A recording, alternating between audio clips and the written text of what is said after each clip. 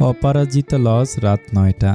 Living room জুড়ে আজ যেন উৎসবের ঘনঘটা। অতিথিদের মিষ্টি সুবাসে মুখরিত পুরো বাড়ির আনাচে কানাচে। এরশাদ সাহেব সহ তার পুরো পরিবার সন্ধ্যার পরপরই এসে উপস্থিত হয়েছেন শিকদের বাসায়। স্পেশাল ডিনারের আয়োজন করা হয়েছে তাদের জন্য। আর এই বিশেষ অতিথিদের আগমন উপলক্ষে ধানমন্ডি থেকে বাড়িধারায় এসেছে আনিশা, তার শাশুড়ি মমতাজ বেগম এবং মেয়ে নেহেরিস। গোলাকার সোফায় বসে দেশ বিদেশের নিত্য নৈমিত্তিক আলোচনা নিয়ে ব্যস্ত পুরুষগণ, যেখানটাতে সদ্য যোগ দিয়েছে সিক্ত নিজেও। জরুরি কাজ অবশেষে তা শেষ হয়েছে। প্রিয়তমার প্রতি অব্যক্ত অনুভূতির সারাংশ প্রকাশ করে তারপরে দিয়েছে অতিথিদের সময়, কিন্তু থিতু হওয়া তার মুশকিল। নাকমুখ ফুলিয়ে ফুটফুটে একটা কোমলমতি ছানা এসে দাঁড়িয়েছে সামনে। আধিপত্য বিস্তার করার জন্য সোজা এসে মামার কোলের ওপরে উঠে গলা জড়িয়ে ধরে। আধো অস্পষ্ট গলায় বলে, কোথায় গিয়েছিলে তুমি? একটা ইম্পর্টেন্ট কাজ ছিল মামা। তো তুমি এত কাজ করো কেন মামা? জানো, তোমাকে আমি তোমার রুমে সব জায়গায় খুঁজেছি, কোথাও পাইনি।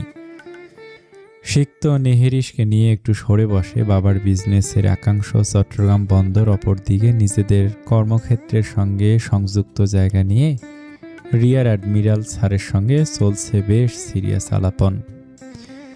তাদের কথোপকথনে যেন বিঘ্ন না ঘটে সেদিকটা লক্ষ্য রেখে ধীর স্বরে বলে, আমি একটা মিষ্টি চড়ুই পাখিকে খুঁজতে গিয়েছিলাম। চড়ুই পাখির কথা শুনে নেহেরিস গোল গোল চোখ করে তাকায় মামার দিকে, মাথা উঁচু নিচু করে ঝাঁকি অবাক কণ্ঠে বলে, স্প্যারো?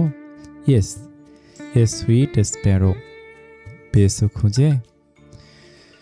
সিক্ত কিঞ্চিত ঠোঁট প্রসারিত করে মাথা নাড়িয়ে বলে, পেয়েছি। কোথায়? আমাকে একটু দেখাবা না? পাখিটা সবসময় উড়ে উড়ে বেড়ায়, ধরতে পারি না তাকে। দুষ্ট পাখি আমার মতো। মিষ্টি পাখি তোমার মতো। নেহেরিস ভাবনায় পড়ে চড়ুই পাখিটাকে নিয়ে। ঠোঁট চোখা করে মাথা হেলিয়ে দুলিয়ে নানা ভঙ্গিমায় শেষে বলে, ওহো, আমি তো একটু দেখব। তুমি চুপি চুপি ধরে নিয়ে আসনি কেন? চুপি চুপি ধরে নিয়ে আসার কথাটা শুনে সিক্ত হেসে ফেলে। অন্তির স্নিগ্ধতা মাখানো চাহনিটা চোখে ভেসে উঠতেই নেহেরিসের নাকে আলতো করে চুমু এঁকে দিয়ে বলে, the bird is very clever, but I think I can handle it. Do you really wanna see her? Of course. তো তুমি পাখিটাকে নিয়ে আমার কাছে আসবে, আমি ওকে বাসায় নিয়ে গিয়ে আমার পিয়ানোর খাঁচায় রেখে দিব। ওকে? নট ওকে মামা। পাখিটাকে তোমরা জাস্ট দেখবে, আদর করবে, নিজেদের কাছে রাখার পারমিশন আমি দিব না। নেহেরিস মামার কথা শুনে চোখ দুটো সরু করে ফেলে। নরম দুহাত দিয়ে সিক্তের গাল চেপে ধরে বলে, কেন কেন পারমিশন দিবে না তুমি?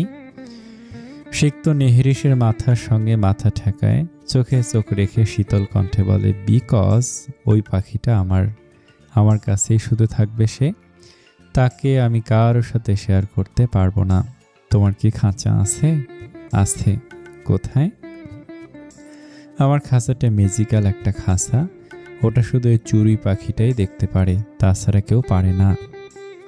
তুমিও না, আমিও না, তুমিও না। 5 বছর বয়সী বাচ্চাটা ব্যাপক দুশ্চিন্তায় পড়ে যায় মামার উত্তরে। স্কুলের গল্প করতে এসে সে হারিয়ে যায় চড়ুই পাখিটার মাঝে। বয়সের চেয়ে বেশ বুদ্ধিমতী হওয়ার কারণে ছোট্ট মস্তিষ্কে বেড়ে যায় চাপ। এ কেমন পাখি যে পাখির খাঁচা সে দেখতে পাবে না, শুধু মামা আর তার পাখিটাই দেখতে পাবে? সত্যি কি ম্যাজিক্যাল কিছু? বিস্তৃত লিভিং রুমের অপর পাশে সোফা হতে মেয়েদের গল্প আড্ডার গুঞ্জন ভেসে আসছে, যেখানে চলছে সংসার জগতের আলাপন, হাসাহাসি।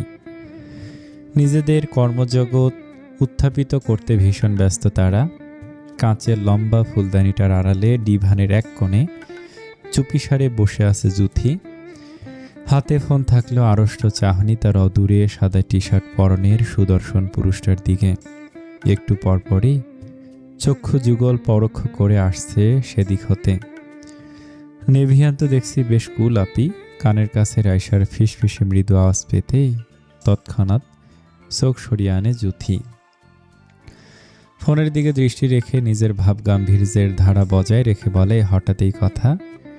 রাইসা আগ্রহ চিত্তে জুথির গা ঘেঁষে বসে, আশেপাশে নজর বুলিয়ে কণ্ঠ খাদে নামিয়ে বলে, বাবা মেবি একবার বলেছিল উনি বেশ রাগী, মুখে হাসি কমই দেখা যায়, আবার ফ্রাঙ্কলি কথাবার্তা বলেন না। বাট এখন তো পুরো আলাদা চিত্রপট দেখতে পাচ্ছি। বাচ্চাটার সাথে একদম ফ্রেশ মুডে হেসে খেলে কথা বলছে। ভেরি সিম্পল, যেটা তোর প্রফেশনের জায়গা নয়, যে গ্রেভিটি বজায় রেখে চলবে। ফ্যামিলি পার্সনদের সামনে তারা অলওয়েজ সফট হার্টেড হয়ে থাকে, gentle soul, also hot and spicy. উদ্ভট বিশেষণে জুথি চোখ পাকিয়ে তাকায় রাইসার দিকে, আর চোখে নজর বুলিয়ে ভারী গলায় বলে, বেশি পেকে যাচ্ছিস তুই? এই বয়সে এসেই হট অ্যান্ড স্পাইসি বলা শিখে গেছিস না? ইস, রেগে যাচ্ছ কেন আপি? খারাপ কি বলেছি? নেভিয়ানের সাথে একদম ঠিকঠাক যায়। আবার মামিকে বলবো? রাইসা জুথির হুমকিতে দীর্ঘশ্বাস ফেলে একটু সরে বসে, নিস্তেজ গলায় বলে, তুমি যদি ওনাকে না লাইক করতে বাবাকে বলে আমি নিজের জন্য সিটিং করে নিতাম। সকালে বিকালে শুট টেনে টেনে বলতাম, you are so hot and spicy. Raisa, okay okay, now বলবো না, তুমি বইলো। আলাপনের মাঝে দু বোনের খুনসুটিতে নজর পড়ে মিসেস আদিবা সহ অন্য সবার। মূল মনোযোগ সরে আসে তাদের দিকে। জুথির মা মিসেস জেসমিন হাসি মুখে জিজ্ঞেস করেন, কি হয়েছে দুজনের? তোমার মেয়ে ইউনিভার্সিটির টিচার হয়ে অ্যাটিটিউড দেখাচ্ছে ফুপি? সত্যি? জুথি রাইসার দিকে তাকিয়ে মনে মনে রাগের বহিঃপ্রকাশ ঘটিয়ে শান্ত গলায় বলে, ও এমনি বলছে মামনি। দুজনের মধ্যে বেশ মিল বুঝি, দেখে বোঝার উপায় নেই কাজিন, আপন বোনের মতো দুজনের ভাব। মিসেস আদিবার কথায় রাইসার মামনি মিসেস আতিয়া প্রফুল্ল গলায় বলেন, আমার জুথিমায়ের মতো মেয়ে হলে এমনটাই মনে হবে আপা। এত লক্ষ্মী একটা বাচ্চা, আমার মেয়ের সমস্ত দুষ্টুমি আপন বড় বোনের মতো সামলে নেয়, কোনো অভিযোগ নেই তার। বাহ, খুব ভালো, সব দিক দিয়েই ভীষণ এক্সপার্ট। হ্যাঁ, পড়াশোনা, বিহেভিয়ার, রান্নাবান্না সব কিছুতে সে ফার্স্ট ক্লাস ফার্স্ট। রান্নাবান্নাতেও? অবভিয়াসলি, প্রত্যেক উইকেন্ডে তো আমরা মুখিয়ে থাকি ওর হাতের রান্না খাওয়ার জন্য। এত মজার মজার ডিশ সে তৈরি করে, স্টার্টার থেকে মেইন কোর্স সব এক হাতে করে। ভাবি বা আমাকে তো কিচেনে ঘষতেই দেয় না। পড়াশোনার পাশাপাশি এত কিছু কিভাবে কি? এ কারণেই জুথিকে আমরা অলরাউন্ডার বলি। মামিমা প্লিজ। জুথি লজ্জা পায় এত গুণগান শুনে। মিসেস আদিবার নরম চাহনিতে সে দৃষ্টি নামিয়ে নেয়। ঠোঁটের কোণে ঈষৎ হাসি রেখে আঙুল কসলাতে থাকে আনমনে। অন্যদিকে মিসেস আদিবা জুথির হাতে দৃষ্টি সরিয়ে এক পলক আনিশার দিকে তাকান। আনিশা মায়ের চাহনি দেখা মাত্র দম টেনে অন্য পাশে ঘাড় ঘুরিয়ে নেয়। তার মায়ের তাকানোর এই উদ্দেশ্য সে জানে। কোনো মেয়ের পড়াশোনা, রান্নাবান্নার গুণগান একসাথে শুনলেই সে হা হুতাশ করেন, কেননা তার নিজের মেয়ে রান্নাবান্না, ঘরোয়া কাজে লবডঙ্কা। শাশুড়ি মায়ের অতি আদুরে একমাত্র পুত্রবধূ হওয়ার কারণে বিয়ের 6 বছরের মাথাতেও সে এই বিশেষ গুণটা নিজের মধ্যে আনতে পারেনি। এই নিয়ে তার এবং তার শাশুড়ি মায়ের কোনো আক্ষেপ না থাকলেও এক আকাশ পরিমাণ আক্ষেপ তার মায়ের। নিশ্চিত এই নিয়ে পরে তিনি কথা শোনাবেন।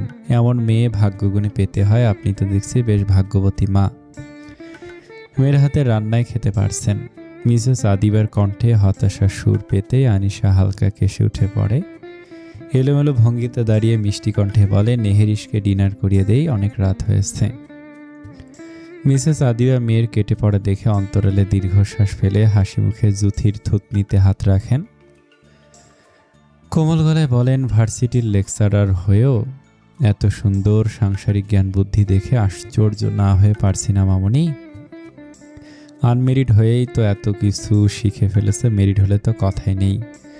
জুথির গা বেয়ে শিহরণ নেমে যায়, বুকের ভিতরে ধুকপুক আওয়াজ হতে থাকে। অতিশয় লজ্জার আবরণ ছেড়ে সামান্য মাথা তুলে নরম গলায় বলে, দোয়া করবেন আন্টি আমার জন্য।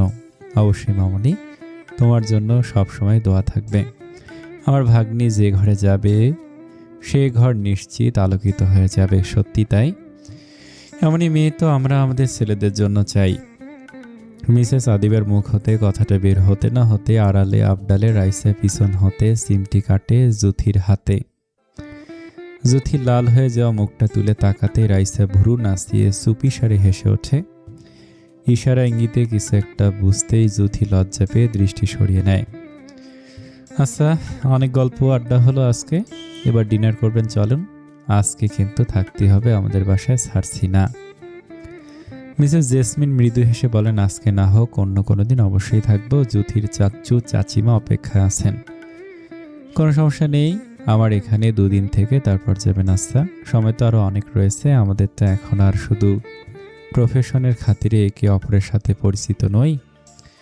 আজ থেকে আমরা রিলেটিভসই হয়ে গেলাম, কি বলেন? সময় অসময়ে আসার অনুমতি পাবো তো? মিসেস জেসমিনের কথায় মিসেস আদিবা সহ সকলে হেসে ওঠেন। সম্মতি জানিয়ে মিসেস আদিবা জোরালো গলায় বলেন, অবশ্যই অবশ্যই, যখন মন চাইবে নির্দ্বিধায় চলে আসবেন। রাত 12:45 অপরাজিতা লজে বইছে এখন নীরবতার হাওয়া। ডিনার পার্টি শেষ করে অতিথিগণ বিদায় নিয়েছে ঘণ্টাখানিক আগে। হৈহুল্লোর জমি আড্ডা খানাপিনার আয়োজন দেখে মনে হয়েছিল সত্যি কোনো উৎসব। আতিথেয়তার ক্ষেত্রে জনাব ফয়সাল সাহেব এবং মিসেস আদিবা রাখেননি কোনো ত্রুটি, বিশেষ যত্নে রেখেছেন তাদের আপ্যায়ন। শুনশান নিস্তব্ধতায় ঘেরা ড্রয়িং রুম, কর্নারে থাকা ইনডোর প্লান্টের উপর 4 ল্যাম্পের মৃদুমন্দ আলোতে অন্ধকার কেটেছে কিছুটা। সবুজ আলোর সঙ্গে স্টাডি রুম হতে আসা ঝকঝকে আলো মিলেমিশে একাকার।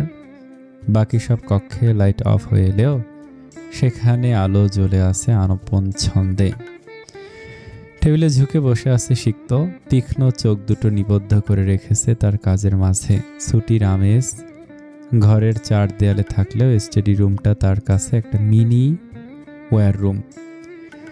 কাঠের টেবিলের ওপর বিছানো বড় একটা মানচিত্র, যার ওপর পেন্সিল দিয়ে সূক্ষ্ম কিছু জ্যামিতিক রেখা টানা।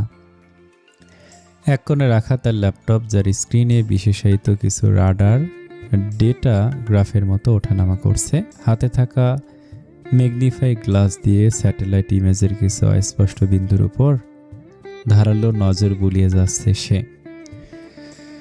নেভাল ইন্টেলিজেন্সের ব্রাঞ্চে নিযুক্ত থেকে ছুটিতে থাকাকালেও সমুদ্রসীমার নিরাপত্তা এবং কোনো রহস্যময় গতিবিধির চিন্তা মাথা থেকে পুরোপুরি নামিয়ে রাখা তাদের জন্য সম্ভব হয়ে ওঠে না। পেশা এবং কাজ দুটোর ক্ষেত্রেই সমানভাবে দায়বদ্ধ। চলমান কাজের মাঝে দরজার নব ঘোরানোর হালকা আওয়াজ কানে আসে। সিক্ত মাথা না তুলেই বুঝতে পারে কে এসেছে তার দোরগড়ায়। চিকন মেইলি কণ্ঠে ভেসে আসে, গুলু গুলু বাবু আসবো? না। কেন বাবু? Not allowed. আনিশা মুখ টিপে হাসে। দরজার আড়ালে থেকে আবারও ধীর স্বর চড়িয়ে বলে, সিক্ত আসবো? আসো। কাঙ্ক্ষিত অনুমতি পেতেই সঙ্গে সঙ্গে ভিতর প্রবেশ করে আনিশা। হাতে একখানা গরম কফি নিয়ে এসে দাঁড়ায় সিক্তের পাশে। বাম হাতে সাট সাট করে কাটা চুলগুলোতে হাত বুলিয়ে আদুরে গলায় বলে, গুলুগুলু বাবু বললে রেগে যাও কেন বাচ্চা? তুমি তো সত্যি একটা গুলুগুলু বা। ঘুমাওনি কেন? তাড়িয়ে দিচ্ছ? সিক্ত চোখ তুলে তাকায় আনিশার দিকে। যৎকিঞ্চিত কপাল ভাঁজ করে ছোট করে নিঃশ্বাস ফেলে উঠে দাঁড়ায় চেয়ার হতে। বোনকে সসম্মানে বসার ইঙ্গিত দিয়ে চেয়ারটা তার দিয়ে ঘুরিয়ে দেয়। গম্ভীর কণ্ঠে বলে, প্লিজ বসতে পারেন আপনি। Thank you, thank you. Anisha coffee হাতে চেয়ারে বসতেই সিক্ত সোজা হয়ে তার সামনে দাঁড়ায়। শান্ত চোখে তাকে বলে, আপনাকে আমি একটা বিশেষ রিকোয়েস্ট করব, শুনবেন কি? বলুন, শুনছি। আই এম সিরিয়াস আপু, I am serious too. Please এই গুলুমুলু বাবু ডাকটা বন্ধ করো। তোমার এই ডাক্তার জন্য আমাকে রীতিমতো স্লেজিং সহ্য করতে হয়। বড় হয়েছে আপু, আর কত? আনিশা কফির মগে হালকা চুমুক টেনে সিক্তের দিকে তাকায়, কপাল কুঁচকে বলে, কোথায় বড় হয়েছে তুমি? আমি তো সামনে গুলুমুলু একটা বাবু দেখতে পাচ্ছি, আসো তোমার গালটা একটু টিপে দেই। সিক্ত কপাল ভাঁজ করে চোখ বন্ধ করে নেয়। সহ্য শক্তি বাড়িয়ে চোখ খুলে অসহায় চাহনি নিক্ষেপ করে বলে, একটু বোঝার চেষ্টা করো প্লিজ। আমার আন্ডারে অনেক সেলর কাজ করে। আমি একটা ইউনিট পরিচালনা করি। বাই এনি চান্স কেউ যদি জানতে পারে আমি এখন আমার ফ্যামিলি পার্সনদের কাছে বাবু টাইপের কিছু, will my honour remain intact? সবাই হাসবে। তোমার সেলররা কিভাবে জানবে তুমি আমাদের কাছে ছোট্ট একটা বাবু? বাতাসের মাধ্যমে জানবে। তুমি যেভাবে হুটহাট সবার সামনে বাবু বাবু বলে ডাকো, একদিন পুরো পৃথিবী জেনে যাবে। তো আমার কি দোষ? তুমি ছোট বাবু, তুমি ছোট, তোমাকে বাবু বলবো না? বড় হওয়া আগে, বড় হলে আর বলবো না। সিক্ত ঠোঁটে ঠোঁট চেপে নিস্পৃহ কণ্ঠে বলে, আর কত বড় হব, লম্বা হতে বলছে আরো, অথচ কেউ একজন আমাকে বলে আমি শালগাছ। আনিশা কফি খেতে খেতে সরু চোখে কেউ একজন শব্দটা মার্ক করে ফেলে, ভুরু নাচিয়ে বলে, কেউ একজন মানে? তোমার এখন না জানলেও চলবে, আমি যেটা বলেছি সেটাতে আগে ফোকাস করো।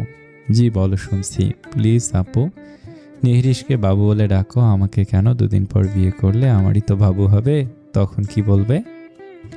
তখন বাবুর ছোট বাবু বলবো। সিক্ত নিরুত্তর হয়ে বোনের দিকে চেয়ে থাকে।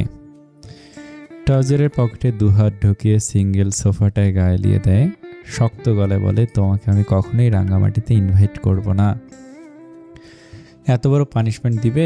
এটা তো নর্মাল একটা পানিশমেন্ট, বড় আর কোথায়। আনিশা কফি মগ হতে শেষ চুমুক টেনে টেবিলে রেখে দেয়, ঠিকঠাক হয়ে বসে, নিজেকে গুছিয়ে নিয়ে মুখ লটকে বলে, তোমার কারণে আজকে আমি বকা খেয়েছি। আমি কি করেছি? কি দরকার ছিল এত গুণবতী রূপবতী অ্যাডভান্স বান্ধবীকে বাসায় ইনভাইট করার? জুথির গুণগান শুনে মা আমাকে অনেক বকেছে, এত এত কথা শুনিয়েছে, আমি বুঝি না, আমি কাজ বাজ পারি না, এতে আমার শাশুড়ি মায়ের কোনো সমস্যা হয় না। তোমার মায়ের কেন এত সমস্যা হয়? তোমার মাকে বলে দিবে আমাকে যেন মোটেও না বকে, তা না হলে এই অপরাজিতা লজে আমি আর কখনই আসবো না। সিক্ত ভুরুদয় বাকিয়ে আনিশার এক নাগারে কথা শুনে যায়। পুরুষালী ভরাট কণ্ঠস্বরে উন্মুক্ত করে বলে, জুথি আমার বান্ধবী হবে কেন? ও আমার স্যারের মেয়ে, আর ওদের ফুল ফ্যামিলিকে ইনভাইট করা হয়েছে, স্পেসিফিকলি কাউকে নয়। যেটাই হোক না কেন, এত গুণী গুণী মেয়ে এই বাসায় আনা মোটেও উচিত হয়নি। আরে বাবা, তুমি ভার্সিটির লেকচারার হয়েছে আনা, যাও, তোমার কেন স্টার্টার, মেইন কোর্স, ফেইন কোর্স জানতে হবে? আমার মতো এসব না জানা মেয়েদের কাছে কি এগুলো অপমান নয়? সিক্ত পকেটে হাত ঘড়িতে সময় দেখে নেয় এক নজর, গমগমে বলে, রাত 1টা বাজে আপু, এসব তুমি ভাইয়াকে শোনাতে পারো? সে তার শাশুড়ি মায়ের সাথে বাকযুদ্ধ করে তার বউকে অপমানের হাত থেকে রক্ষা করতে পারবে। আমি এক্ষেত্রে কোনো সলিউশন দিতে পারছি না, সরি। আমার এই বিষয়ে কোনো ধারণা নেই। আমার হিউজ কাজ, এগুলো কমপ্লিট করতে হবে। আমি যেটা বললাম সেটা তো শুনবা না, সো আর কোনো কথা বলতে চাই না। আনিশা টেবিলের উপরে রাখা ডিক্রি পলশন টুল ফাইল হাবিজাবির দিকে তাকিয়ে বিরক্ত গলায় বলে, এসেছো তো ছুটিতে, এত কাজ কেন তোমার? আর তোমার স্যারও তো খোশমেজাজে আছেন, সেই সাথে আজকে অঘোষিত আত্মীয় হয়ে গেল, এত চাপ নিচ্ছ কেন? সিক্ত মৃদু হেসে এগিয়ে এসে ল্যাপটপ বন্ধ করে, ড্রয়ার খুলে দ্রুত হাতে ছোট ছোট নোট আর ক্যালকুলেটর ভেতরে রেখে দেয়। মানচিত্রটা ভাঁজ করতে করতে বলে, সোশ্যাল লাইফ আর প্রফেশনাল লাইফে অনেক পার্থক্য থাকে। ইউনিফর্ম পরার পর স্বঘোষিত অঘোষিত আত্মীয় বলতে কিছু থাকে না, শুধু কমান্ড আর কমান্ড। তোমাদের মতো কঠিন কঠিন কাজের দিকে তাকালেই আমার দম বন্ধ লাগে। এনিওয়ে, তোমার স্যারের ইনভাইটে কালকে কি তাহলে আমরা যাচ্ছি রেস্টুরেন্টে খেতে? বলেছে যেহেতু যেতে তো হবেই। আনিশা মৃদুভাবে মাথা নাড়িয়ে সায় জানায়, কিছু একটা ভাবনা চিন্তা করে প্রফুল্ল গলায় বলে, তোমার তাকেও সঙ্গে নিয়ে আসতে পারো, কিন্তু সিক্ত, we have no problem, but I have a problem. What's that? এখন বলা যাবে না। আনিশার ঠোঁট চেপে মৃদু হেসে বলে, তার মানে কি তুমি বলতে চাইছো সে তোমাকে পাত্তা দেয় না? ম্যানেজ করতে আরো সময় লাগবে? এসব কিছুই না, কিছুই না, আবার অনেক কিছু। শোনো গুলুমুলু বাবু, ভালো একটা কথা শুনছি না। ইস, বেশি বড় হয়ে গেছো না? ছোটবেলায় বাবু না ডাকলে তো ভাত খেতে না। 30 বছরের কাছাকাছি বয়স এখন আমার মাত্র। সিক্ত শক্ত চোখে তাকায় আনিশার দিকে। আনিশা নিজের ভাব গাম্ভীর্য বজায় রেখে ঠোঁট উল্টে বলে, ওকে ওকে সিক্ত, বলো।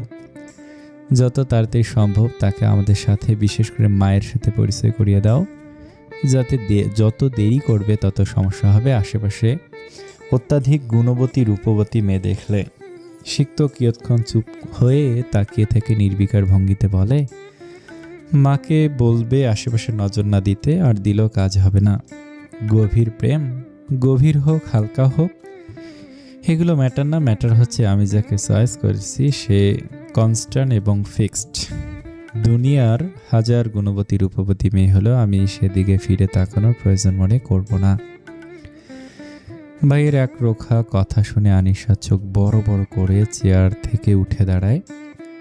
টেবিল হতে কফি মগ হাতে তুলে নিয়ে অবাক কণ্ঠে বলে, কঠিন প্রেমে আক্রান্ত হয়ে গিয়েছো দেখছি বাচ্চাটাকে।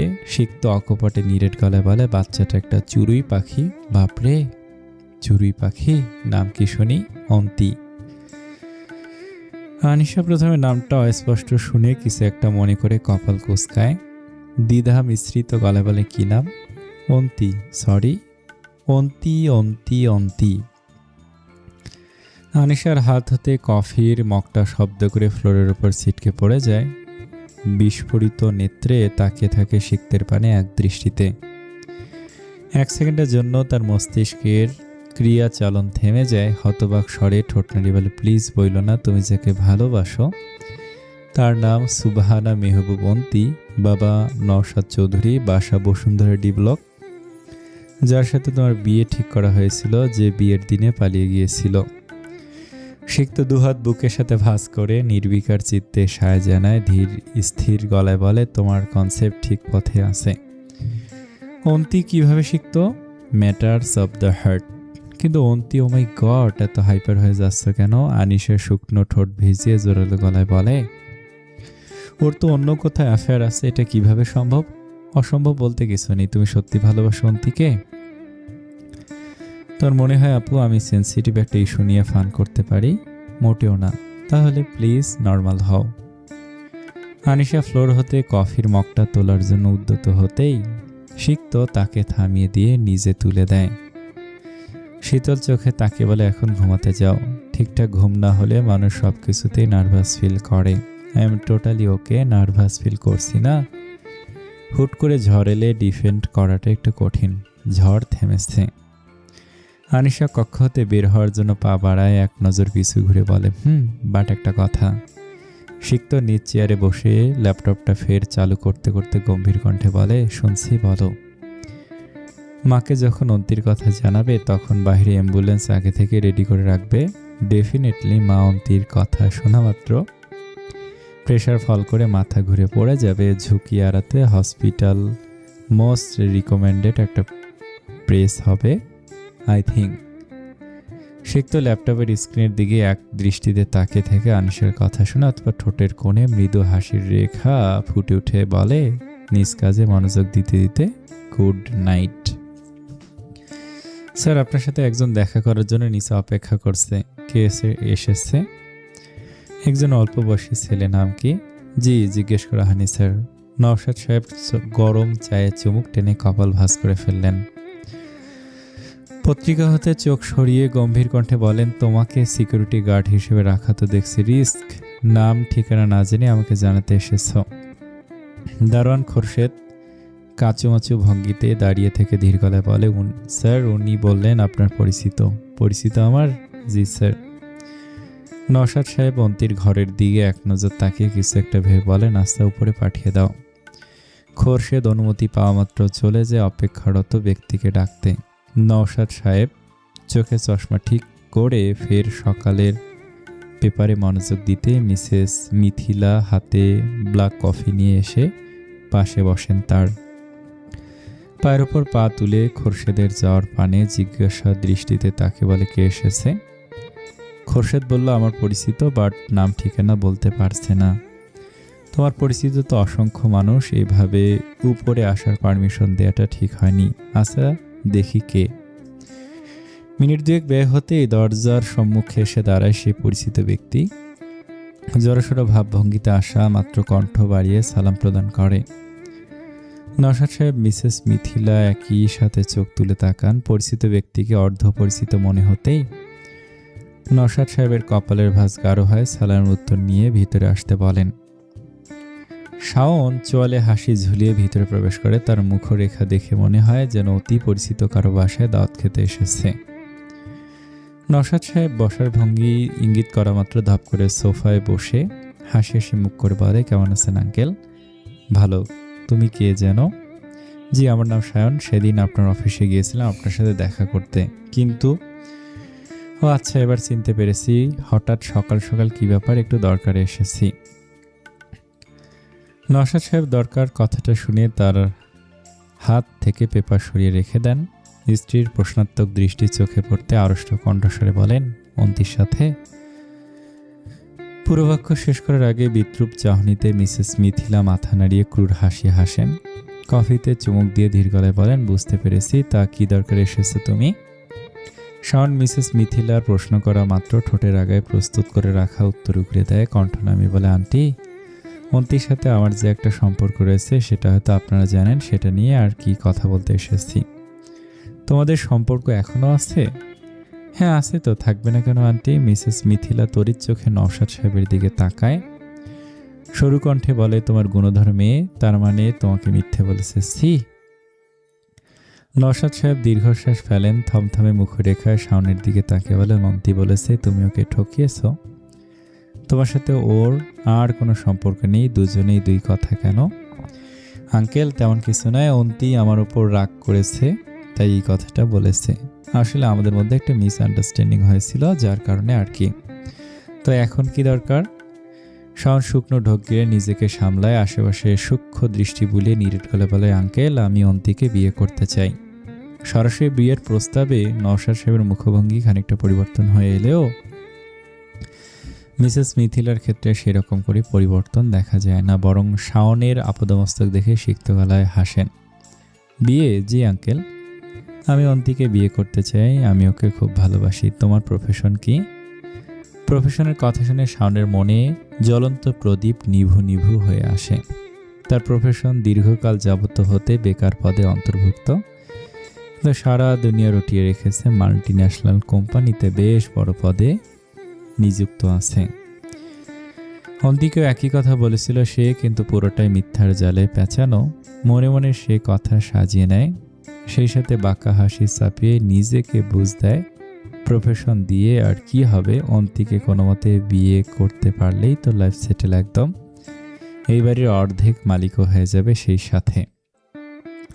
শ্বশুরের টাকায় বসে খাবে, আর কি লাগে। লোভে দুচোখ তার চকচক করে ওঠে। নিজেকে সামলিয়ে ধীর স্থির গলায় বলে, জি, মাল্টি ন্যাশনাল কোম্পানিতে আছি বর্তমানে। Multi national company? কি পদ? পিয়ন টিয়ন নাকি?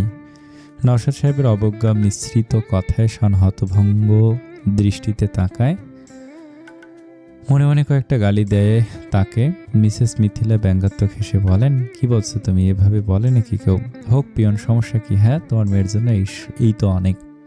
নিজের মেয়ের দিকটা আগে দেখো, তারপর কোম্পানির মালিক খুঁজতে এসো। তাই বলে মিসেস মিথিলার মুখরেখা এক লহমায় পরিবর্তন হয়ে যায়, দাঁতে দাঁত চেপে নওশাদ সাহেবের কানের কাছে গিয়ে ধীর গলায় বলেন, বেশি বোঝো না। হ্যাঁ, অতিরিক্ত দাম দেখাতে আসবে না বলে দিলাম।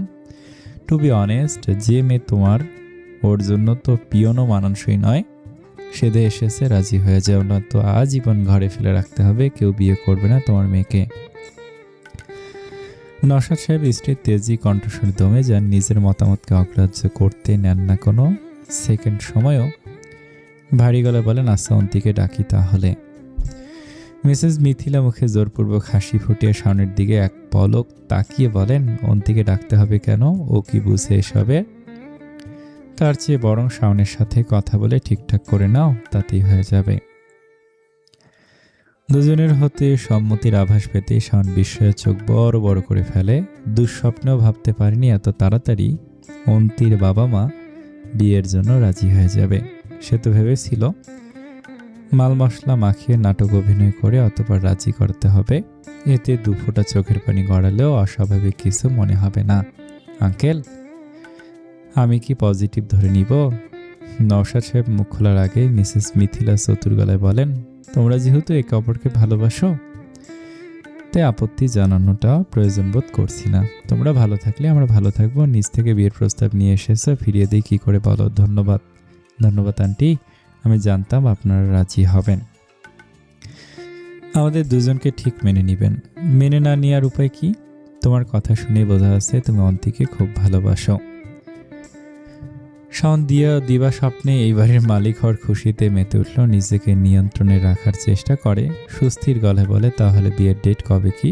নওশাদ চোখ হতে চশমা খুলে ঘড়িতে সময় দেখে বলেন, কালকে আমার অফিসে এসে কথা হবে এই নিয়ে। আর হ্যাঁ, তোমার গার্ডিয়ানকে নিয়ে আসবে অবশ্যই। জি জি আঙ্কেল। শাওন বসা ছেড়ে দাঁড়িয়ে পড়ে, সম্ভ্রম চিত্তে সালাম জানিয়ে একরা স্বপ্নকে ঝুলিতে ভরে বিদায় নেয় তাদের হতে। অন্যদিকে মিসেস মিথিলা কফিতে চুমুক টেনে মনে মনে স্বস্তির নিঃশ্বাস ফেলে, যে নিঃশ্বাসে স্পষ্ট প্রতীয়মান হয় অবশেষে সংসার হতে ঝামেলা দূর হচ্ছে। 1 আগস্ট বিকেল 4টা। যমুনা ফিউচার পার্কে প্রায় অর্ধেকটা ঘুরে ফিরে অবশেষে আজকের মতো শপিং শেষ হয়। দু হাটে মোট 5টা শপিং ব্যাগ ঝুলিয়ে খালামণির পিছু পিছু হেঁটে চলেছে অন্তি। চোখে মুখে তার বিন্দু বিন্দু ঘামের কণা লেপে আছে, ঝরঝরে চুলগুলো হাঁটার তালে তালে দুলে চলছে নিত্য ছন্দে। বলা চলে সাইকির শপিং ব্যাগ ক্যারি করার সহযোগী সে। যেদিনই সাইকি শপিং করবে বলে মনস্থির করে, সেদিনে এই চঞ্চল পাখিটা উড়ে উড়ে আসে। খালামণিকে ব্যাগ ক্যারি করে দেওয়ার বিনিময়ে সে লাভ করে মূল্যবান গিফট। হতে পারে সেটা স্কার্ফ, টপ কিংবা আনলিমিটেড ফাস্টফুড। এতেই মহাখুশি মেয়ে। যদিও বাবার অগাধ টাকায় তার বেসিক নিডসগুলো খুব সুন্দর ফুলফিল হয়, তবু এই সুযোগটা সে হাতছাড়া করে না। খালামণি অনেক যত্ন আদুরে বকাবকি করে জিনিস কিনে দেয়, একসাথে খাবার খায়। এই তৃপ্তিটা সে বাবার টাকায় একা একা করে পায় না, মনের মধ্যে কোনো রকমে তৃপ্তি খুঁজে পায় না। তাই তো সাইকি মাঝে মাঝে হাজার বকলেও সঙ্গে নিতে না চাইলেও সে পিছু ছাড়ে না। তবে মুখ ফুটে এটা বলতে পারে না, তোমরা ভালোবেসে যে জিনিসগুলো দাও সেগুলোতে আমি পরিতৃপ্তি খুঁজে পাই। আমার ভীষণ ভালো লাগে, হোক সেটা 1 টাকার জিনিস কিংবা 100 টাকার জিনিস। এই স্নেহটুকুর মূল্য যে অনেক বেশি। বাবার হাজার হাজার টাকার মাঝে আমি কোনো সুখ পাই না। আমার দম বন্ধ লাগে, সব কিছু যান্ত্রিক লাগে। বাবা কখনো আমাকে নিজ হতে কিছু কিনে দেয় না, ভালোবেসে কখনো একটা সুতো গিফট করে না, শুধু টাকার অঙ্ক বুঝিয়ে দিয়ে চলে যায়। বলো, এরপরেও কি আমি পিছু ছাড়তে পারি তোমাদের? মন্ত্রী কথাগুলো ভাবতে ভাবতে নিজ মনে মৃদু হেসে ওঠে। ছন্নছাড়া মেয়ে, তার অন্তরালের অনুভূতি প্রকাশ করতে ভীষণ দুর্বল, সেই সাথে ভিতরটা উন্মুক্ত করতে চরম বিরোধী। অথচ সবার সামনে দুঃখ লুকিয়ে দুষ্টু মিষ্টি প্রতিচ্ছবি আঁকতে বেশ পারদর্শী। 2 ঘন্টার কাছাকাছি হাঁটাহাঁটি শেষে উদ্দেশ্য এবার গার্লিক অ্যান্ড জিঞ্জার রেস্টুরেন্টের দিকে। আজকে শপিং ব্যাগ ক্যারি করার জন্য খালামণি অফার করেছে তাকে আনলিমিটেড ফাস্টফুড। এখানেই খাবি নাকি পার্সেল করে নিয়ে যাবি বাসায়? পার্সেল করে নিয়ে যাব, নানুর সাথে একসাথে খাবো। নানু ওগুলো খাবে, আমি খাইয়ে দিলেই খাবে। যে মেয়ে নিজের 2 হাত ছাড়িয়ে খায় সে নাকি খাইয়ে দিবে। চামচ দিয়ে খাইয়ে দিব তো? সাইকে ঠোঁট ফুঁড়ে নিঃশ্বাস ঝেড়ে বলে, দিও। তোমার নানু কন্টিনেন্টাল ফুডস দেখলে চিৎকার করে উঠবে। যখনই দেখবে তখনই মুখ চেপে ধরে বলবে, কুল নানু কুল, চিৎকার করো না, ইয়াম্মি খাবারটা একটু টেস্ট করে দেখো। না খেতে চাইলে জোর করে খাইয়ে দিব, নানু এতে মজার খেয়ে হুঁশ হারিয়ে ফেলবে। খালি দুষ্টু বুদ্ধি, তাই না? সাইকির চোখ পাকানো দেখে অন্তি খিলখিলিয়ে হেসে ওঠে। মনের মধ্যে রং বেরঙের প্রজাপতি উড়িয়ে আবারও পিছু ধরে খালামণির। কিন্তু ফুডকোর্টে প্রবেশের আগে বেজে ওঠে সাইকির ফোন। রিসিভ করা মাত্র অপর পাশ হতে কিছু একটা বলতেই সে আশেপাশে ঘাড় ঘুরিয়ে তাকায়। কাউকে খোঁজার উদ্দেশ্যে কান হতে ফোন নামিয়ে ব্যস্ত গলায় অন্তিকে বলে, একটু ওয়েট কর, আমি এক্ষুনি আসছি। কোথায় যাবে? কোথাও না, আসছি, তাড়াতাড়ি এসো। আস্থা। সাইকি তাড়াহুড়ো করে আবারও কল লাগিয়ে ছুটে যায় তার কাজে। খালামণির হঠাৎ এমন ব্যস্ততা ঠাহর করতে পারে না অন্তি। যাওয়ার পথে তাকিয়ে থেকে শপিং ব্যাগ সহ 2 হাত বুকের সাথে ভাঁজ করে গ্লাস রেলিংয়ে গা এলিয়ে দাঁড়ায় সে। আশেপাশের লোক সমাগম দেখতে দেখতে হঠাৎ তার চক্ষু স্থির হয়ে যায় কিছুটা দূরে এক অনাকাঙ্ক্ষিত মানবকে দেখে।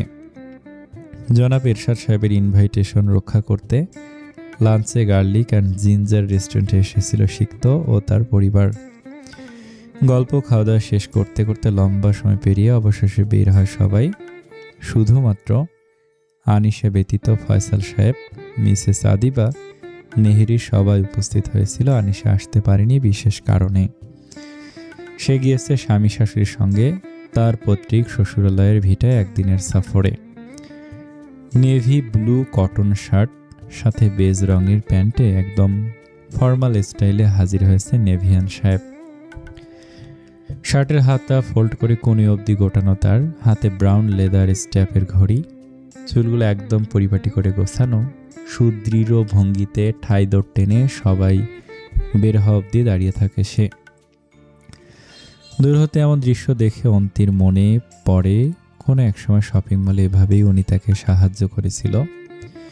সেদিন ভিড়ের কারণে চিনতে না পারলেও পরে ঠিকই বুঝেছিল লোকটি আসলে কে ছিল, কে তাকে এভাবে ডোর টেনে ধরে রেখে যাওয়ার সুযোগ করে দিয়েছিল। সবার বের হওয়া শেষ হতেই সিক্ত তাদের সাথে হাঁটা ধরে। অপরদিকে জড়তা সংকোচতার পাহাড় ভেঙে রাইসার ঠেলাঠেলিতে জুথি এসে ঠাঁই নেয় তার পাশে, পায়ে পায়ে তাল মিলিয়ে হাঁটতে থাকে পাশাপাশি। মুখ ফুটে কথা বলার নিরন্তর চেষ্টা চালিয়ে যায় সে। ঢাকায় আসা থেকে আজকে অবধি হাতে গোনা অল্প স্বল্প কথা হয়েছে তাদের মধ্যে, তাও সেটা ফর্মাল কথাবার্তা।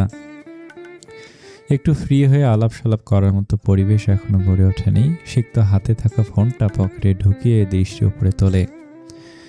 চোখের কার্নিশে কিছুটা দূরত্ব পাশ কাটিয়ে কাউকে অতিক্রম করা মুহূর্তে মস্তিষ্কে তার সজাগ বার্তা নিক্ষেপ করে।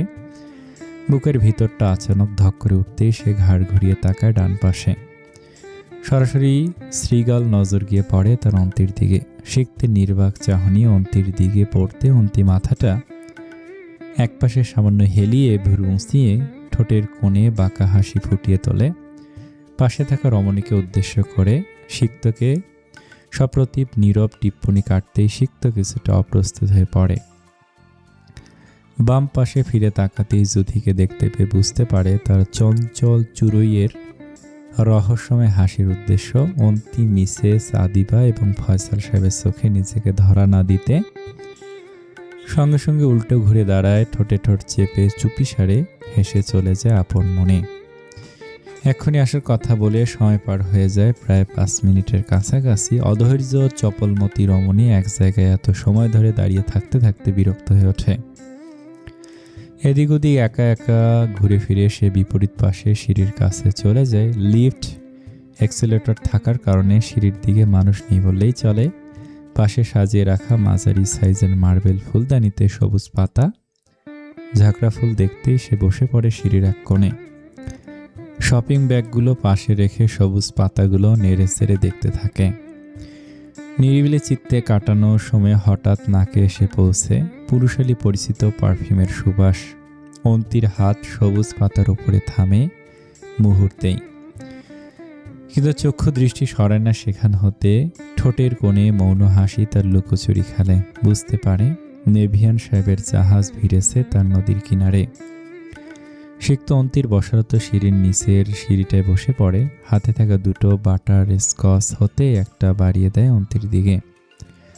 অন্তির দৃষ্টি কিনারায় আইসক্রিম ভেসে উঠতেই সে পাতা হতে দৃষ্টি সরিয়ে সামান্য কপাল ভাঁজ করে।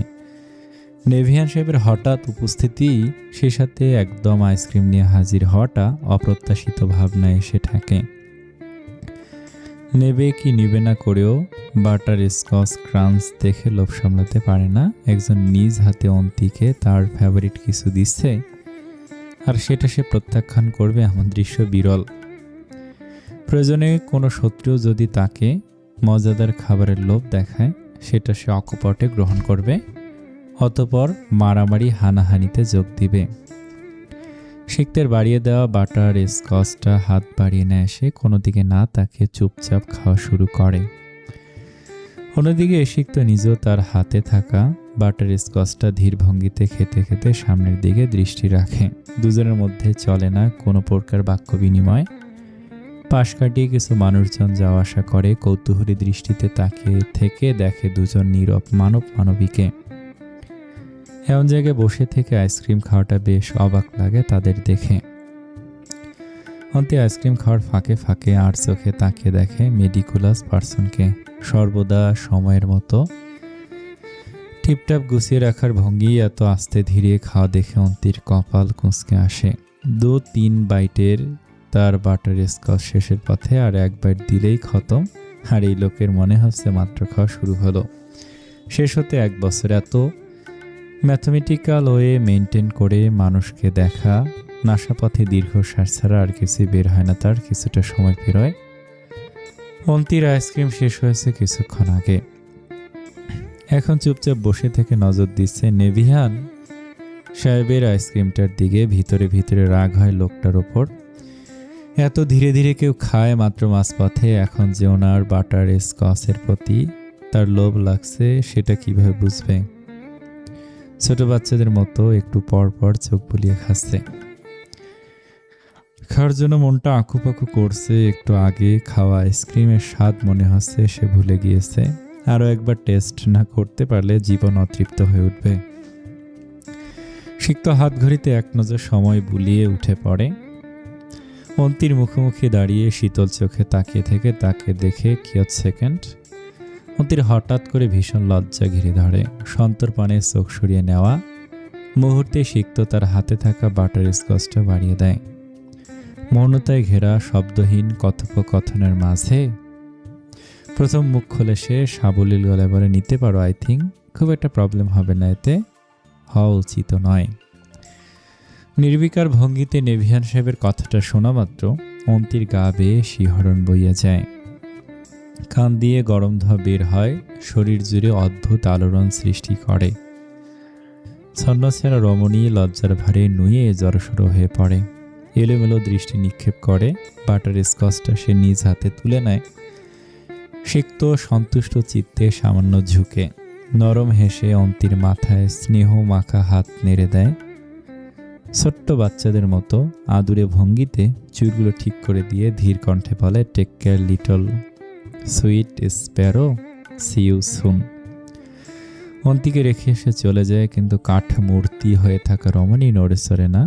এই লোকটার স্পর্শ, কণ্ঠের সংলগ্নতায় সে বরফের ন্যায় জমে যায়। হাতে থাকা অর্ধেক আইসক্রিমটার দিকে তাকিয়ে থাকে এক দৃষ্টিতে।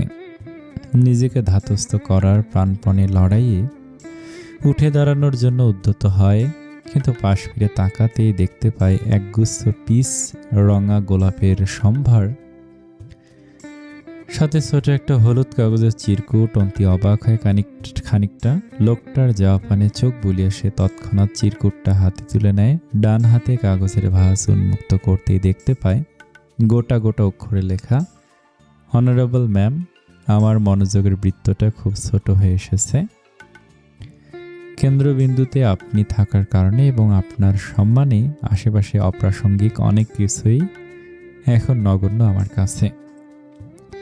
তাই অযথা বিভ্রান্ত করার চেষ্টা করবেন না, নিজেও বিভ্রান্ত হবেন না। Always remember, you are my once in a lifetime person. I love every beat of your চোস। অন্তি পরপর 2 বার ঠোঁট নাড়িয়ে চিরকুটটা পড়ে। শব্দগুলোর মাঝে যত্ন করে ভালোবাসার এক অপরূপ দৃশ্য হাতছানি দিয়ে ডাকে তাকে। অধরের কার্নিশে ফোটা নির্মল হাসি উপেক্ষা করে সে চিরকুটটা মুঠোবন্দি করে ফেলে। চোখ বন্ধ করে লম্বা করে শ্বাস টেনে বুকের ভিতরের সমস্ত গুমোটে হাওয়া বের করে দেয়। অতঃপর হাতে থাকা নেভিয়ান সাহেবের আইসক্রিমের পানে এক পলক চেয়ে স্বাচ্ছন্দ্যে খেতে শুরু করে। কি জানি, আইসক্রিমের তৃষ্ণা মেটার সঙ্গে সঙ্গে চুরি পাখিটার হয়তো ভালোবাসার তৃষ্ণা মেটার পথে। অন্তি আপা, অন্তি আপা, ওঠো, তোমারে ডাকতেছে। বাসায় মানুষ আইছে, ডাকে তোমারে। বারে বারে শুনতে শুনতে রুমার কপাল বেয়ে নির্নিমেষ ঘাম নেমে যায়। 2 হাত কোমরে চাপিয়ে অসহায় দৃষ্টিতে ঘুমে জর্জরিত এলোমেলো কায়ার দিকে তাকিয়ে থাকে। গভীর ঘরে আচ্ছন্ন এই রমণীকে ডেকে তুলতে তার বেশ বেগ পোহাতে হয়। এদিকে না ডেকে তুললেও তো উপায় নেই। বড় সাহেব কড়া গলায় বলে দিয়েছেন তাড়াতাড়ি ড্রয়িং রুমে পাঠিয়ে দিতে। অন্তি আপা শোনো, ও অন্তি আপা, কানের কাছে জোরালো ধ্বনিতে অন্তি চোখ জোড়া আদো করে খুলে তাকায়। কপাল ভাঁজ করে ঘুমে আবেশিত কণ্ঠে বলে, আমি নাস্তা করব না, প্লিজ ডিস্টার্ব করো না। নাস্তা করার জন্য ডাকতাছি না আপা, তোমারে বড় সাহেব ডাকে, এক্ষুনি ফ্রেশ হইয়া যাইতে কইল, ডাকুক। অন্তি বাবার ডাক অকপটে অগ্রাহ্য করে কভারলেটটা টেনে উল্টো হয়ে ঘুমের প্রস্তুতি নেয়। চোখে মুখে বিতৃষ্ণ ভাব তার স্পষ্ট, কিন্তু উল্টো ঘোরার আগেই বাদ সাধে রুমা। কাঁধে টেনে ধরে ফের ঘুরিয়ে এনে ব্যগ্র গলায় বলে, আপা অশান্তি কইরো না, তোমার পায়ে ধরি, উঠো। তুমি কি হয়েছে জানি না আমি, তুমি ওঠো আগে, ফ্রেশ হইয়া ড্রয়িং রুমে যাও। অন্তি মুখ হতে অস্ফুট স্বরে বিরক্তিকর আওয়াজ বের করে সরাসরি উঠে বসে, দু হাতে মুখরেখা ঢেকে চোখ বন্ধ করে থাকে কিয়ৎক্ষণ। মাইগ্রেনের ব্যথার কারণে সারা রাত ছটফট করেছে, ঘুমিয়েছে ভোরবেলাতে, 3-4 ঘন্টাও হয়নি ঘুমের। এর মাঝে আবার ডাকাডাকি শুরু, অসহ্য লাগছে সবকিছু। আপা তুমি না ভালো মাইয়া, যাও ফ্রেশ হয়ে আইসো। আমার মাথাটা তোমার মাথার উপর রাখলে বুঝতে পারতে আমি কিসের মধ্যে দিয়ে যাচ্ছি, দাঁড়াতে পারছি না। রাগ করো না, বর্ষায় অপেক্ষা করতেছে তোমার জন্য। অন্তি মুখরেখা হতে হাত সরিয়ে এলোমেলো চুল গুজে নেয় কানের পিঠে, একরাশ অনীহা নিয়ে উঠতে উঠতে বলে, কথা সহ্য করার মতো অবস্থাতে আমি নেই, পরে ডাকলে কি হতো। রুমা অন্তির কভারলেট গুছাতে গুছাতে মলিন হেসে বলে, আগে বুঝলে কেমনে, তোমারই কথা শুনেইব, ভালো কিছু তো হইবার পারে। তুমি এই কথা বলছো, শখ হইল তাই কইলাম। এমন চিন্তা ভাবনা শখের মধ্যেই সীমাবদ্ধ রেখো। পৃথিবীতে তুমি একমাত্র মাইয়া যে কিনা তার আপন বাপের হইতে কখনো ভালো কিছু আশা করে না, বিশ্বাস করো আপা। এমন বাপ আমি জীবনে দেখি নেই। আমরা গরিব হইলে কি, বাপ মইরা যাওয়ার আগে তাও ভালোবাসা পাইছি। অন্তি রুমার কথার কোনো প্রত্যুত্তর করে না, সোজা ওয়াশরুমে গিয়ে ঠান্ডা পানির ঝাপটা মুখে দিয়ে কোনো মতে চোখে লেগে থাকা ঘুমটা কাটায়। গভীর ঘুম হুট করে এভাবে ভেঙে যাওয়াতে মাথা ব্যথাটা আবারও বেড়েছে, কপালে শিরাগুলো দপদপ করে লাফাচ্ছে, মনে হচ্ছে একদম ছিঁড়ে বের হয়ে আসবে। চরম বিরক্তি ভাব নিয়ে গলার সাথে স্ক্রাব ঝুলিয়ে বের হয়ে সে ড্রয়িং রুমের উদ্দেশ্যে যায়। ঘড়ির কাঁটা 11টার আশেপাশে। ড্রয়িং রুম জুড়ে চলছে জমজমাট নাস্তা পানির আয়োজন। উপস্থিত চেনা অচেনা সব কিছু মিলিয়ে বেশ মানুষজন। নওশাদ সাহেব মিসেস মিথিলা প্রফুল্ল মেজাজে তাদের সাথে কথা বলতে চলেছেন, আপ্যায়নও করেছেন সাদরে সম্ভারে। অন্তি ধীর পায়ে ড্রয়িং রুমে এসে দাঁড়াতেই এত আড়ম্বরপূর্ণ ভাবসাব দেখে কপাল কুঁচকে ফেলে। এসব লোকজনের মাঝে তাকে ডাকার কারণ খুঁজতে গিয়ে হঠাৎ চোখে পড়ে সোফার মধ্যখানিতে বসারত শাওনকে।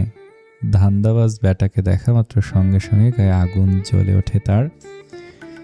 শক্ত চাহনিতে মুখ ফুটে কিছু একটা বলার আগে নওশাদ সাহেব নিজ হতে বলে ওঠেন, অন্তি এসো বসো। নরম গলায় নরম সুর, কশিন কালেও এমন কণ্ঠ অন্তি কখনো শুনেছে কিনা ইতিহাসের পাতা উল্টিয়ে দেখা ছাড়া উপায় নেই। বাবার হঠাৎ এমন কণ্ঠের পরিবর্তন দমে যায় সে। ঠোঁটে উগড়ে আসা কথা হজম করতে দ্বিধা মাখা চাহনি নিক্ষেপ করে, সমস্যা নেই, ঠিক আছি আমি। নওশাদ সাহেব মেয়ের থমথমে কণ্ঠের প্রত্যাখ্যান চেপে যান, হাসি হাসি মুখ করে বলেন, দেখো ওনারা এসেছেন তোমার সাথে মিট করতে। কেমন আছো অন্তিমা? নাম ধরে আদুরে গলায় ডাকে অন্তি শাওনের দুই পাশে বসরত ভদ্রলোক ও ভদ্রমহিলার দিকে নজর বুলায়। অচেনা মুখ, অচেনা কণ্ঠস্বর, দুজনের কাউকে সে চিনতে পারে না। কখনো দেখে এসে বলেও তো মনে হয় না। বয়সের হিসেবে মনে মনে আন্দাজ করে ধান্দাবাজ ব্যাটার হয়তো বাবা মা, কিন্তু এই ব্যাটা তো বলেছিল ওর বাবা মা ডিভোর্স হয়ে গিয়েছে অনেক বছর আগে। কারোর সাথে কারো কোনো সম্পর্ক নেই। আজ হঠাৎ এখানে কি দরকার? অন্তি, আমার বাবা মা ব্যস্ততার কারণে এতদিন পরিচয় করিয়ে দেওয়ার সুযোগ হয়ে ওঠেনি তোমার সাথে। চোয়ালে হাসি ঝুলিয়ে শাওনের কথায় ভঙ্গিমা দেখে অন্তির গায়ে জ্বলতে থাকে আগুনের শিখা, ক্রমে গাঢ় হতে থাকে। নিরুত্তর ভঙ্গিতে চুপচাপ দাঁড়িয়ে থাকে সে। সালাম কিংবা কুশল বিনিময়ের কোনো কিছুই তার হতে আসে না দেখে নওশাদ সাহেবকে হালকা খোঁচা মেরে উপস্থিতি ঠিক রাখতে বলেন মিসেস মিথিলা। আগে পরিচয় হয়নি তো কি হয়েছে, এখন তো এমনি আজীবনের জন্য পরিচিত হয়ে যাব। কথা অবশ্য ঠিক, আমাদের পরিবারের অন্যতম অংশ হতে চলেছে আমাদের অন্তিমা। জৈনক ভদ্র মহিলাটির অন্তির দিকে তাকিয়ে কোমল গলায় বলেন, মেয়ে যেহেতু এসে গিয়েছে তাহলে গুড নিউজটা জানানো হোক, তার অপেক্ষা সইছে না। জি জি অবশ্যই। নওশাদ সাহেব তার গম্ভীর মুখে সহজ হাসি ফোটান।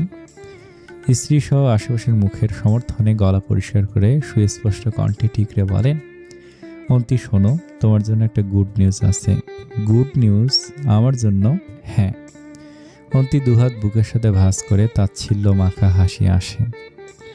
পরম আগ্রহ স্থাপন করে বাবার দিকে তাকিয়ে হলো, বুঝতে পারছি না আজকে কি পৃথিবীর সব নিয়ম উল্টে পাল্টে গিয়েছে নাকি?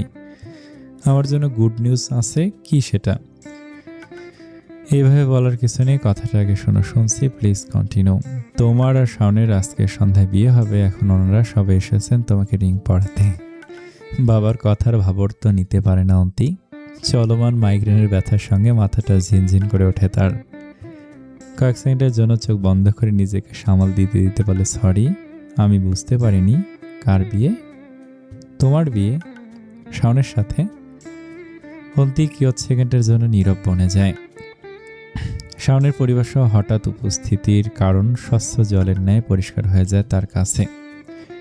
পুরো বিষয়টা জানতে বুঝতে খুব একটা সময় লাগে না। ধুরন্ধর ব্যক্তি সহজে যে তার পিছু ছাড়বে না এটা আগে হতে জানা ছিল, কিন্তু এত দূর যে আসবে এটা কল্পনাতেও ভাবেনি। নিজের উপর রাগ হয় ভীষণ।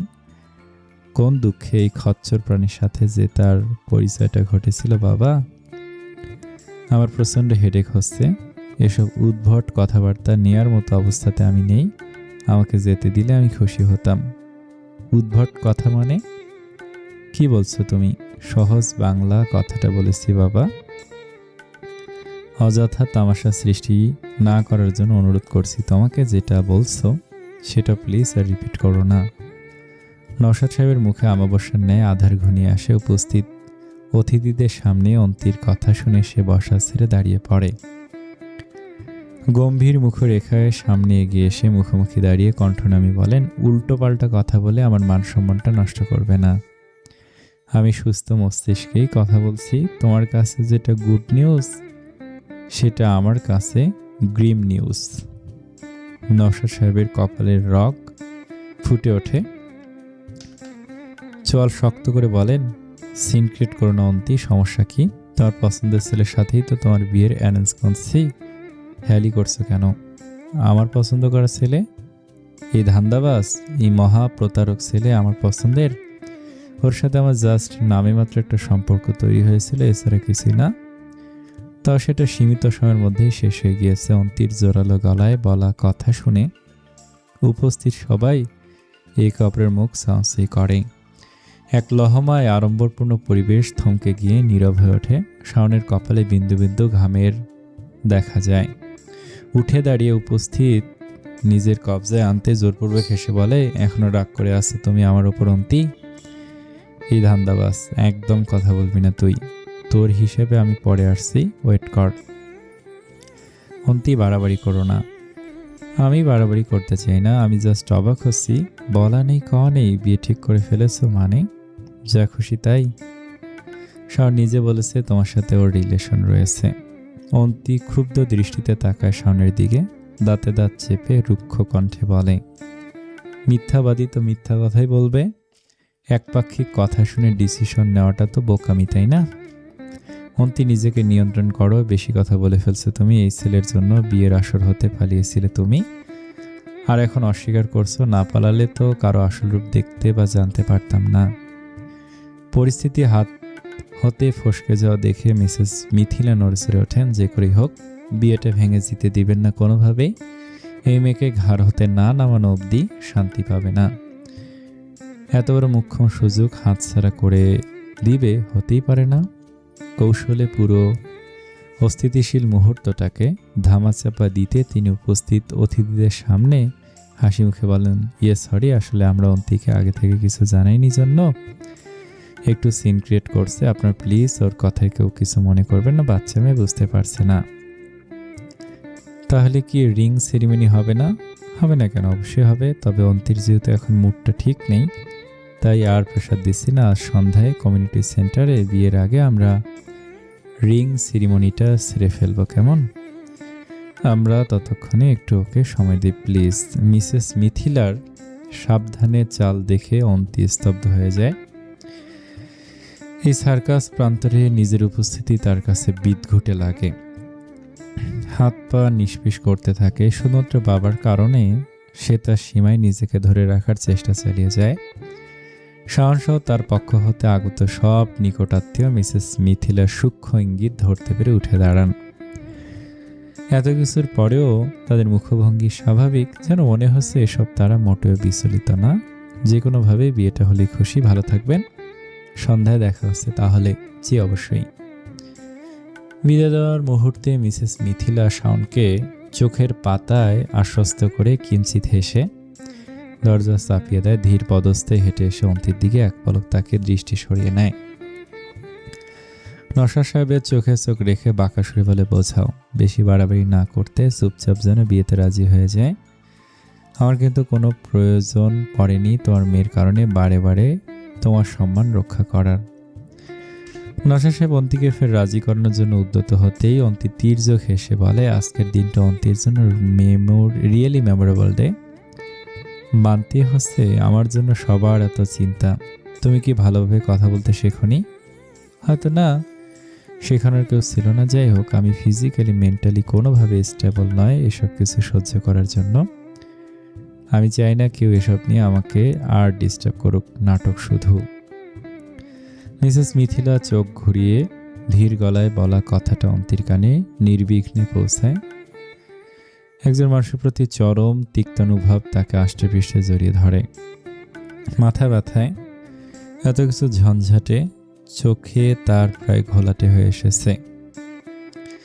একজন অন্ধ ব্যক্তিকেও তার মুখরেখা স্পর্শ করলে বুঝবে সে কতটা যন্ত্রণা সহ্য করে দাঁড়িয়ে আছে। আর এই মহিলার কাছে নাটক মনে হচ্ছে, আদতে মানুষ তো।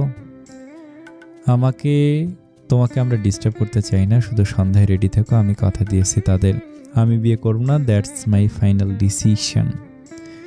বিয়ে তোমাকে করতে হবে এনিহাউ, এটা নিয়ে আর কোনো কথা শুনতে চাই না। অন্তি নওশাদ সাহেবের দিকে দৃষ্টি রেখে বিষণ্ণ গলায় বলে, তোমার হয়তো আমাকে কখনো মেয়ে মনে হয় না, কিন্তু রক্তকে কি অস্বীকার করা যায়? আমার ছোট্ট মস্তিষ্কে এখন না বলো, সবার কথায় কেন প্রভাবিত হও তুমি?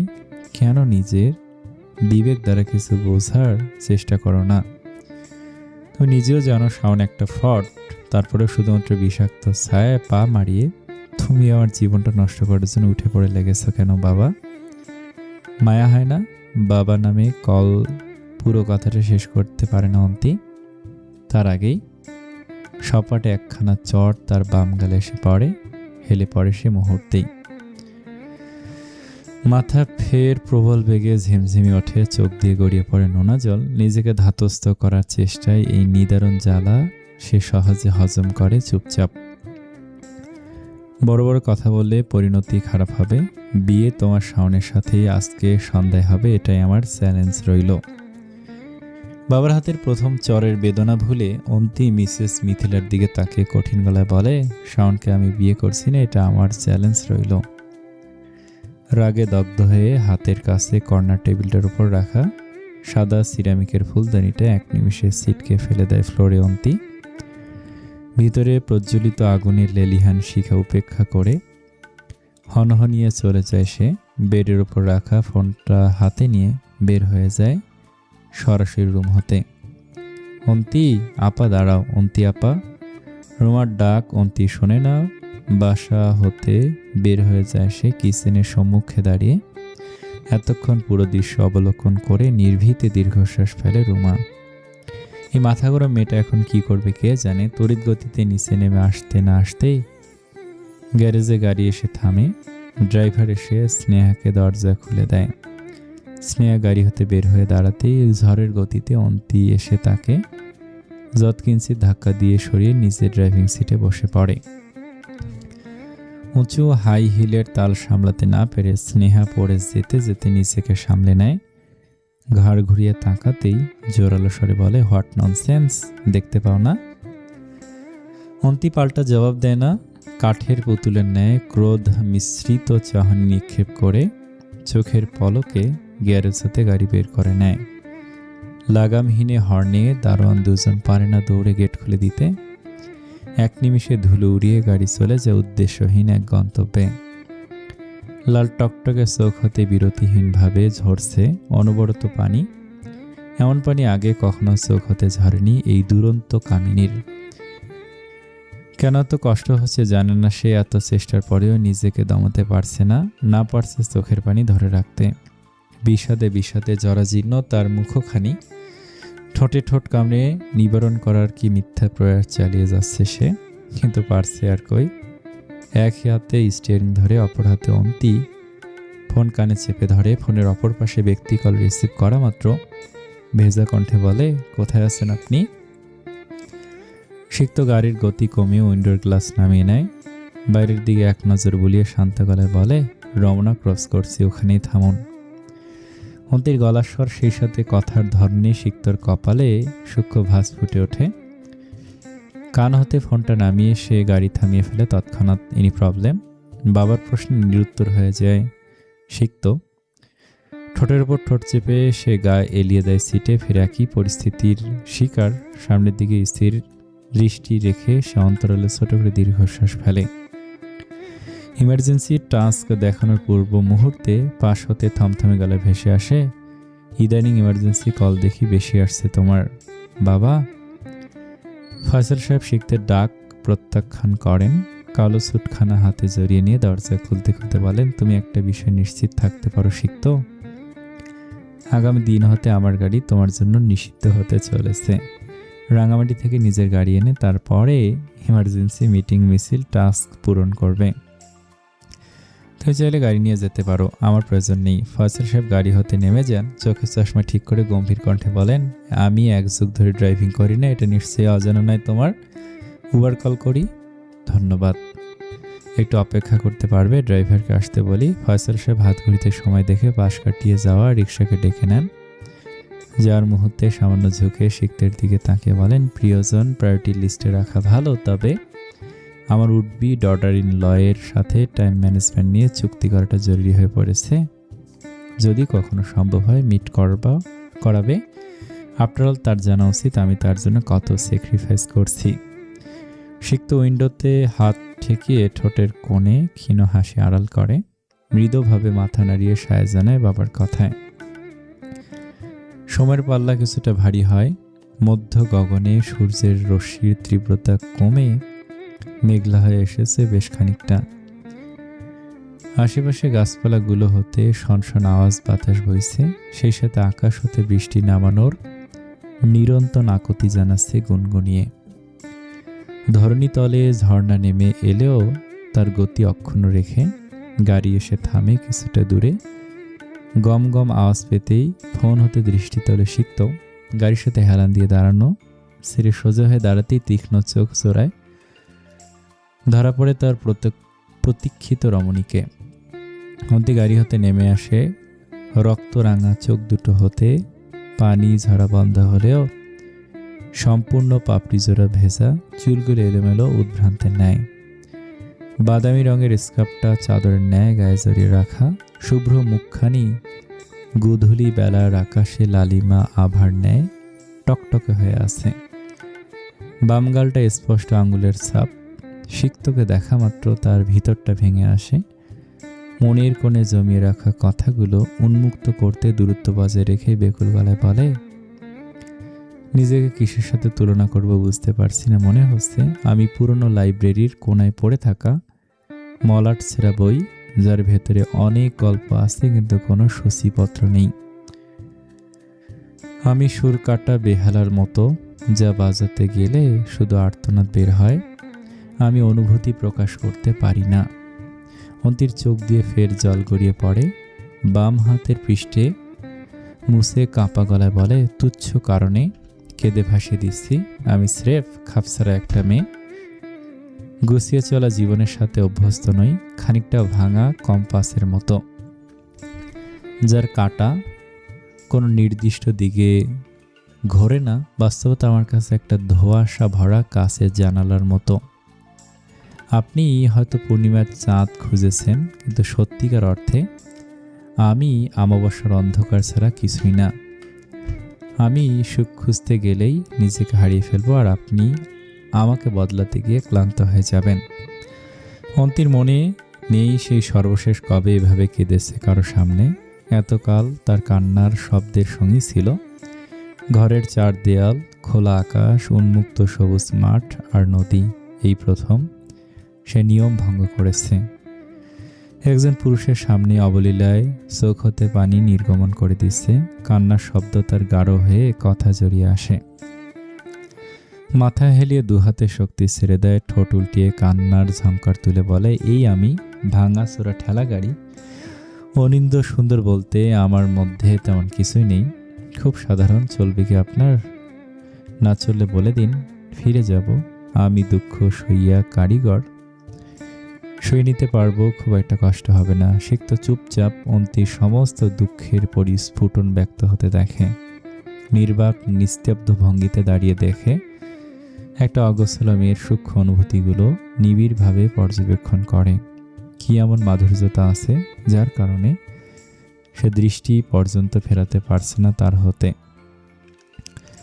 মেয়েটার অতি সাধারণ রূপ, সুস্পষ্ট কথা, চোখের জল, ভেজা গাল, বুকের ভিতরে অসময়ে ঝড় তোলে।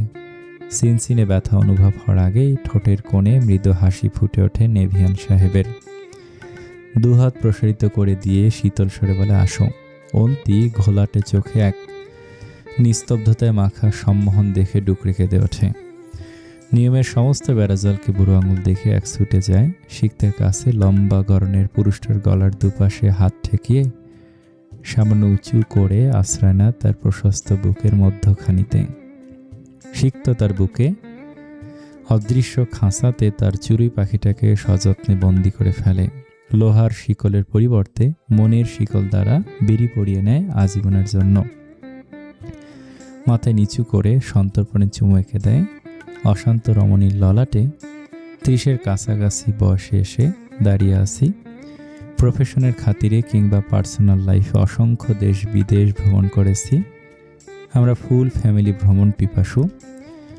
ছোটবেলা টিনেজ অ্যাডাল্ট ফেজে অনেক মানুষের সাথে পরিচিত হয়েছি, একসাথে চলেছি। কখনো কারোর প্রতি কোনো ধরনের অনুভূতি জন্ম নেয়নি, কিন্তু তোমার সান্নিধ্যে আসার পরে মনে হয়েছে আমার শুধু তোমাকেই লাগবে, যেভাবেই হোক তোমাকেই লাগবে। পিছনে ফেরার কোনো অপশন নেই, আর না আমি ফিরব। বলো, এর সে নিখুঁত স্বীকারোক্তি আর কি দেওয়া যায়? চলবে কি? অন্তি চোখ বন্ধ করে অশ্রু গড়ায়, রুদ্ধস্বর ভেদ করে টালমাটাল কণ্ঠে বলে, আসসালামু আলাইকুম। কালকে বড় করে দেব। আর আজকে যারা এতটুকু শুনেছেন তারা প্লিজ লাইক করুন। অনেক ভালো থাকবেন। আসসালামু আলাইকুম।